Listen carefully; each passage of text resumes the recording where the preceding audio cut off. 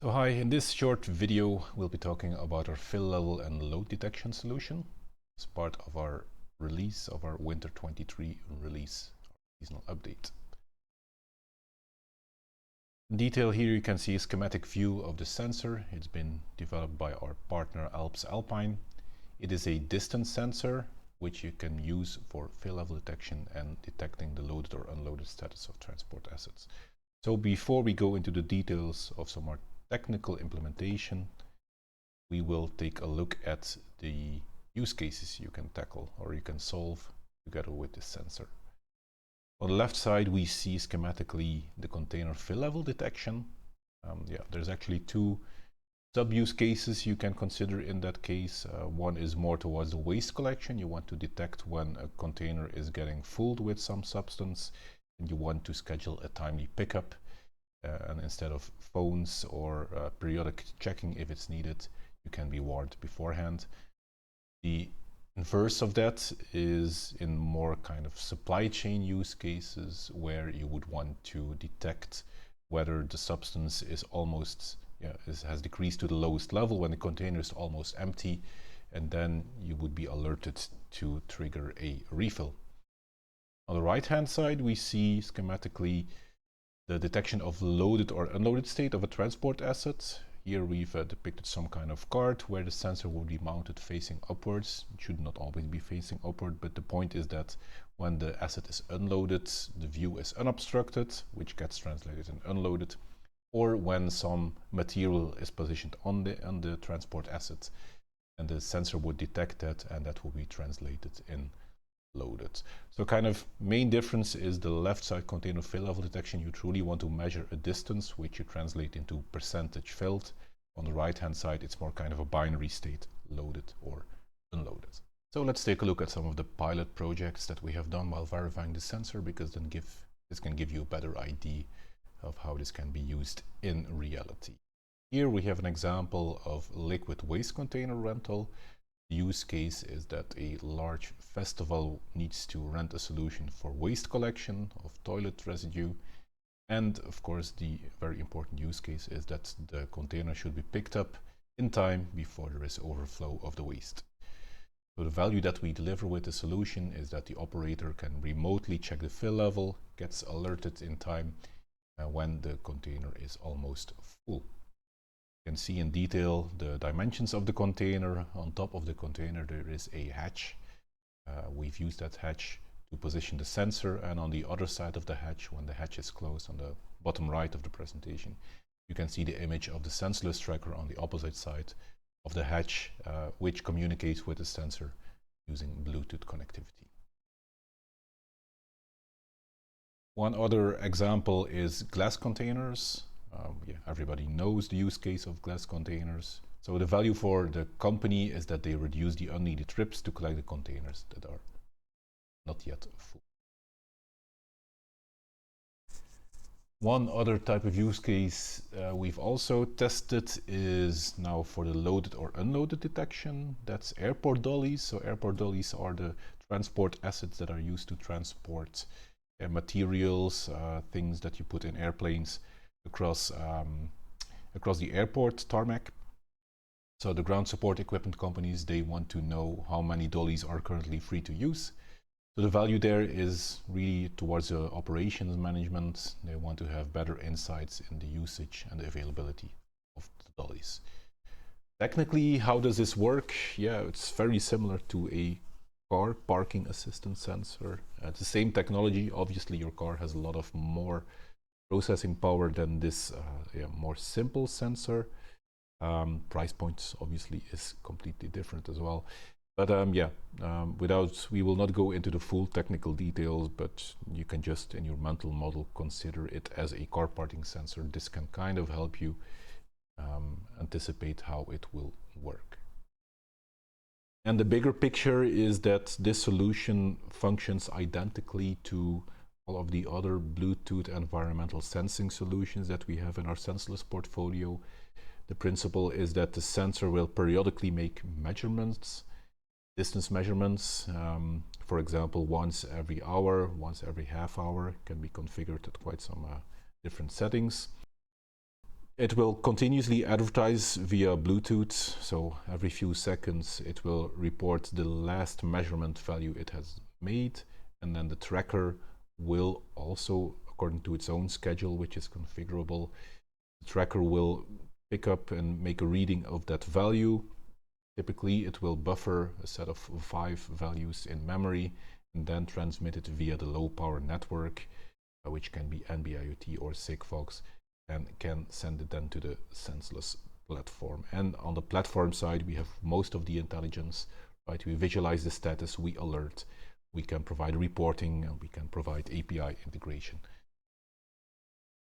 How does it look like when it's truly implemented in the platform, when the solution is complete? Most of the end users should be looking only at the left side visualization, which is a view of the status of the asset status in the platform, right? We do have the location which comes from the GPS tracker, obviously, and we also see one part, we see a summary of the load detection here, which is what people mostly want to know is the state. Is it loaded or unloaded? It's like a text field. And to make it very recognizable, we can associate an icon with this. You also have some measurement details, like the last timestamp of the measurement. And if needed, you could click on the details and then you would access the right pane and show the historical data. Not so useful, let's say, for the end user. It's not the intention that the end user will really investigate the load, the evolution of the loaded or the unloaded states. We have reports and analysis and more aggregation functions for that.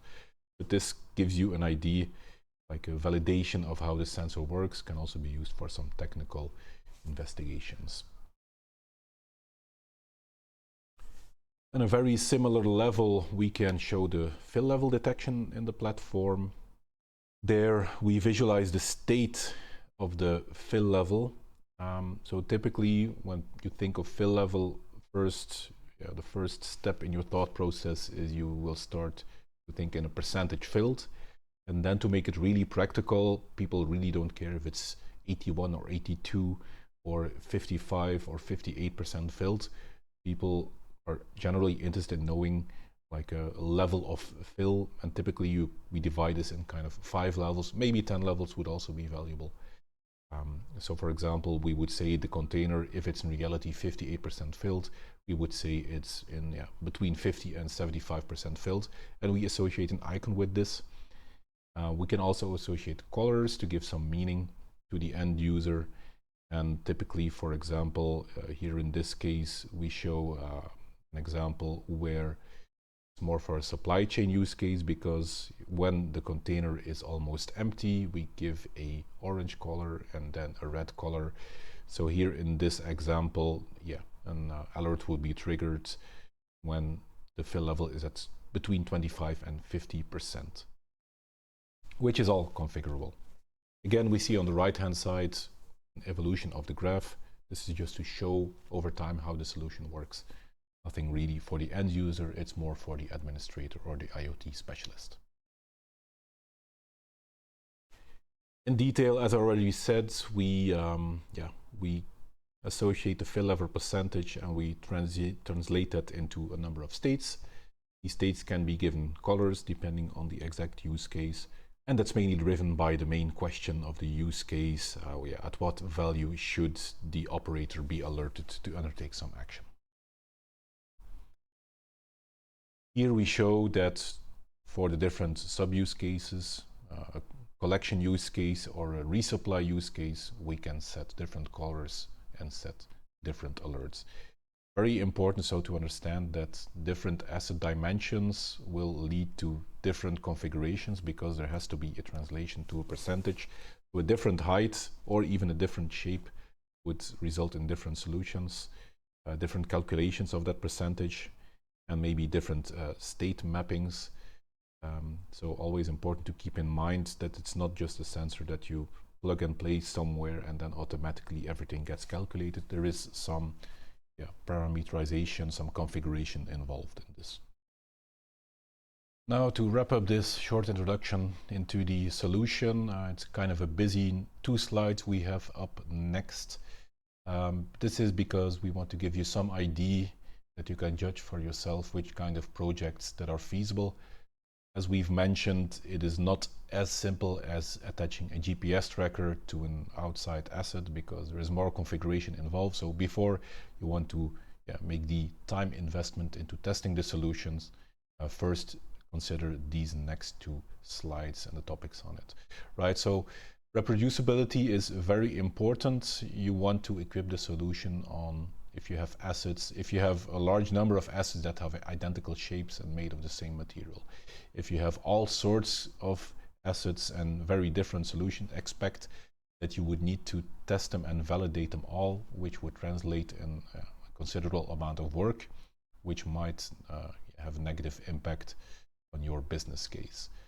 Know also that the radar signal accuracy is very influenced by the shape of the materials, of the container walls, the floor and the ceiling, and also the material to be monitored. For example, water and metal are very reflective. Plastics, wood, or other materials have different reflectivity, resulting into different behavior of the radar, which results in different parameters that you would need to set, because large part of the configuration is finding the good thresholds for the sensor.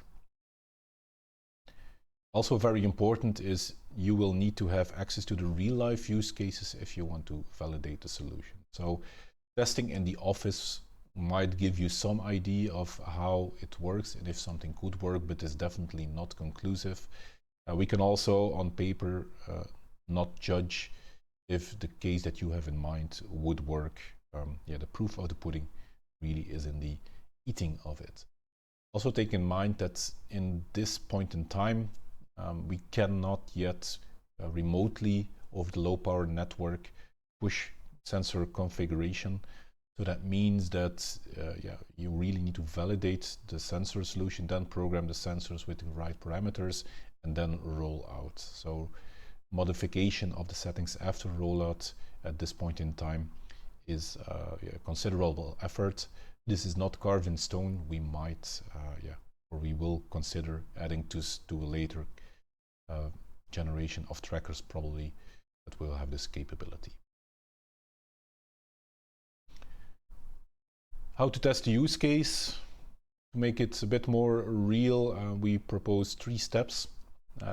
So if you would contact Sensolus and get your hands of these test devices after you've validated the first set of requirements, the first thing you need to do is just to do local tests with the sensor and the Sensolus mobile app.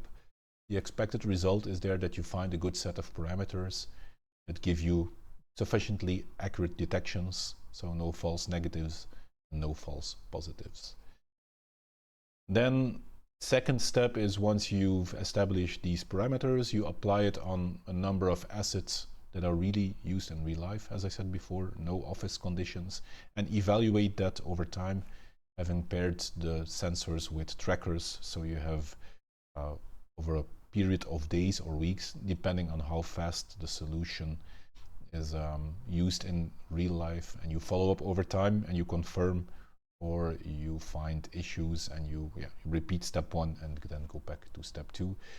If everything is confirmed accurate, only then you apply the configuration to all levels and you deploy at full scale. So small caution, again, it is expected that this kind of solution is more work than just mounting a GPS tracker. Do not underestimate it. Again, we don't want to be over negative. The solution can work, but we just want you to have a good idea of and a fair idea of what type of work is involved for this solution. So this was it for this presentation. If you want more information, you can contact your partner, you can contact Sensolus, you can find more information on our website. And hope to see you again for a next introduction on some other type of great solution that we have at Sensolus. Bye.